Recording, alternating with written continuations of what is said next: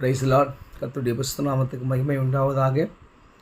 இன்றைய நாள் பொழுதிலே உங்கள் அனைவரும் சந்திப்பதில் நான் மிகவும் மகிழ்ச்சி கொள்கிறேன். கர்த்தர் உங்களையும் உங்கள் குடும்பங்களையும் ஆசீர்வதித்து பாதுகாத்து வழிநடத்தி அருள் புரிவாராக. இன்றைய நாளுக்கான திருவார்த்தை லூக்கா எழுதின நற்செய்தியில் 13ஆம் அதிகாரம் 7ஆம் வசனத்திலிருந்து 9ஆம் வசனம். இதில் ஒரு உவமையை ஆண்டவர் மக்களுக்கு சொல்கிறார். என்னடானா, அப்பொழுது அவன் தோட்டக்காரரை நோக்கி, இதோ 3 வருடமாய் இந்த அத்திமரத்திலே கனியை தேடி வருகிறேன், ஒன்றையும் காணவில்லை.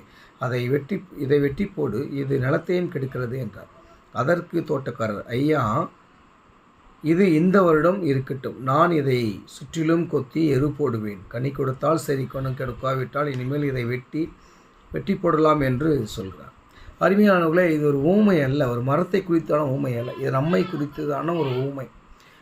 நம்மை குறித்தான அந்த ஊமையில் நாம் பலன் கொடுக்கிறோமா, கடவுளுடைய சித்தத்தை நாம் நிறைவேற்றி அவருடைய சித்தத்தை ஏற்றாற்போல் நம்முடைய வாழ்க்கையை வாழ்ந்து அவரை நாம் நம்முடைய வாழ்க்கையில் பிரதிபலிக்கிறோமா என்பதை ஆண்டவர் சொல்கிறார்.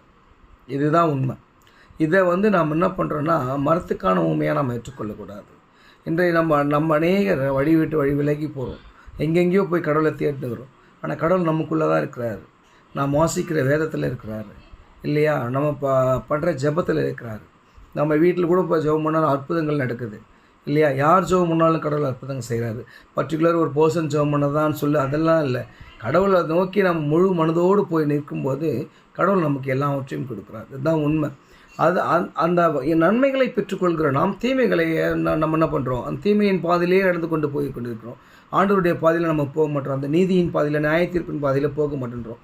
ஒரு எக்ஸாம்பிள் இப்போ பார்த்தீங்கன்னா, நம்ம வீட்டாண்ட மரம் நிறையா வைப்போம், செடிகள் மரங்கள்லாம் வைப்போம் வீட்டை சுற்றிலும் இல்லையா. அந்த மரம் கனி கொடுக்காத மரமாக இருந்தால் அதை நம்ம என்ன பண்ணுவோம், வெட்டி போட்டுருவோம் இல்லையா.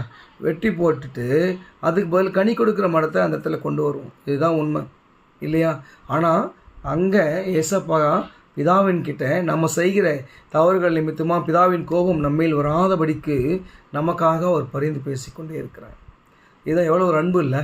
அதான் சிலுவையில் அழகான ஒரு வார்த்தை உண்டு, எங்கள் மேல் எவ்வளவு அன்புன்னு சொன்னால் 2 கரங்களை விரித்து இவ்வளவாய் உன் மேல் நான் அன்பு வைத்திருக்கேன்னு சொன்ன ஆண்டவராக இயேசு கிறிஸ்து. அதனால் அவரை நம்பினவர்கள் யாருமே வெட்கப்பட்டு போவதில்லை.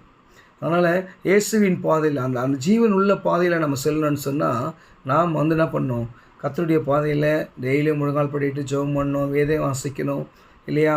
நல்ல மனதிரும்புதலோடு இருக்கணும், அன்பு பிறரோடு அன்பாக இருக்கணும், பொறாமை பச்சிருப்போடு இருக்கக்கூடாது, பொய் சொல்லக்கூடாது, இச்சிக்கக்கூடாது. இது அநேக கற்பனைகள் உண்டு. இது எல்லாவற்றையும் நம்முடைய வாழ்க்கையில் கை கொண்டு நாம் நடக்கும்போது நாம் கனி கொடுக்கிறவர்களாக இருப்போம்.